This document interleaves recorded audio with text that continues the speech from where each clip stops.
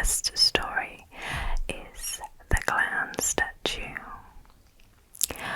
A girl in her teens babysat for a wealthy family one night.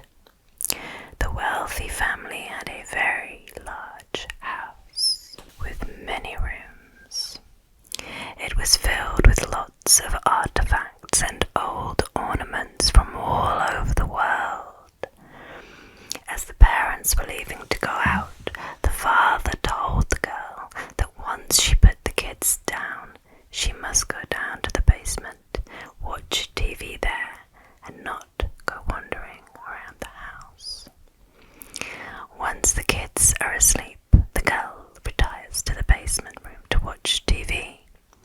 However, she cannot concentrate on her show because in the corner of the room is a life-sized clown statue grinning at her. She finally decides to drape a blanket over the statue so she can ignore it. After a while, she can't stand looking at the clown statue oversized feet sticking out from under the blanket. She decides to call the father and ask his permission to watch TV in another room because she is freaked out by the giant clown statue in the basement room. Listen very carefully, says the man to the girl. Our children have been complaining about a clown that comes into their room in the middle of the night. We just thought it was nightmares. We don't own a clown statue. You need to get the kids and get out of the house now. I'll call the police. The girl hangs up the phone, turns around to look at the covered clown statue, but all there is a blanket on the floor. She hears steps coming down the basement stairs. Spooky, spooky, spooky, spooky, spooky. Okay, the next story is called Hide and Seek. Two young brothers were at home alone in the apartment while their parents visited their neighbors next door for a while. Be good boys, their parents said. To keep themselves occupied, the boys decide to play a game of hide and seek. The older boy turned his head to the wall and began to count. He could hear his little brother's feet as they scampered about, looking for a place to hide. Ready or not, I'm coming, cried the older brother, and off he went looking for his brother. He looked in all the usual places, behind the sofa, in the bathroom, behind the shower curtain, behind the curtains in every room, and under all the beds, but he could not find his brother. The apartment was eerily silent. Then he heard a scraping sound coming from the wardrobe. The boy was sure he'd already looked there, but he went anyway and called out, "Come out, I've found you." But there was only silence. Again he called out for his brother to come out. Opening the door, the boy tried to peer behind the wall of dresses and coats hanging there. He bent down, but he did not see any feet standing there. He began to rise up and put his hand out into the mass of clothing to feel for his little brother, when a small, icy cold hand came out, grabbed his wrist, and tried to pull him in. As he is trying to pull himself free, he hears a noise behind him, looks over his shoulder, sees his brother behind him. "Couldn't you find me?" asks the boy. The older brother screams in fright and desperately tries to free himself from the grip of the hand, all the while being pulled into the wardrobe. The younger brother grabs him and together they manage to pull free. They both run screaming from the apartment.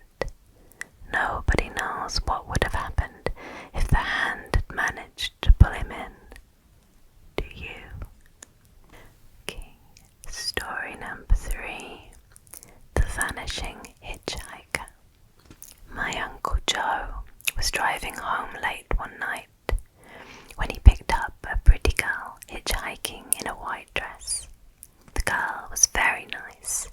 they had a good conversation.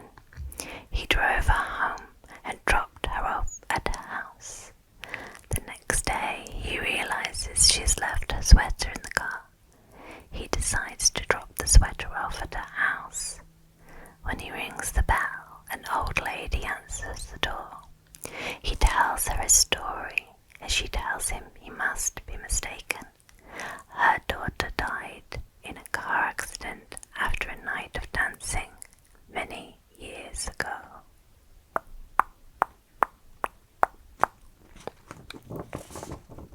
Okay. The last story for today is The Lady with the Emerald Ring.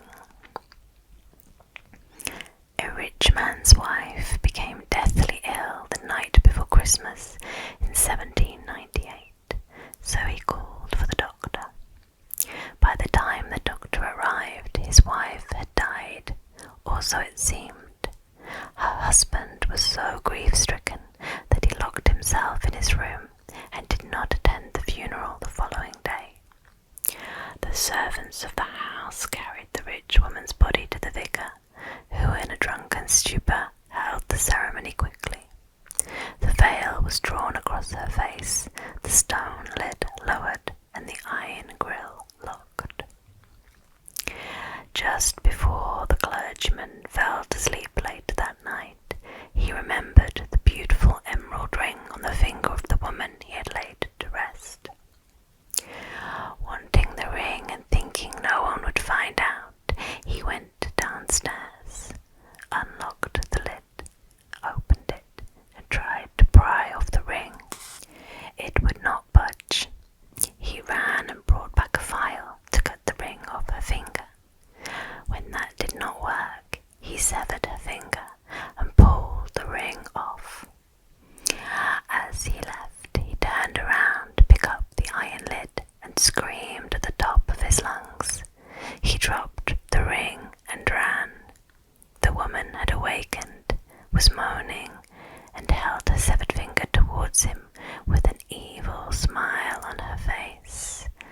Wearing nothing but her fine silk dress, the woman walked back to her home, knocked on the door, and rang the bell, but to no avail. The servants had all gone to sleep, for it was late on Christmas Eve.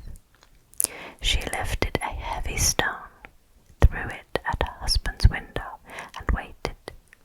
He came to the window with a sorrowful look on his face. Suddenly, to her surprise, he yelled, "Go away! Why must you torture me so? Don't you know my wife has just died? Let me mourn. Do not bother me again." With this, he shut the window. He did not realize it was his wife who had thrown the rock at the window. She repeated her actions again, throwing a rock at the window.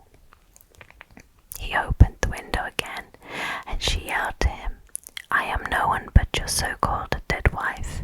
Now come down here and open this door, unless you'd like me to die a second time on our doorstep." "You are a ghost then," he said to her. She said, "No, for ghosts do not bleed. Now come down here, before I catch my own death of cold." The man, with a joyous look on his face,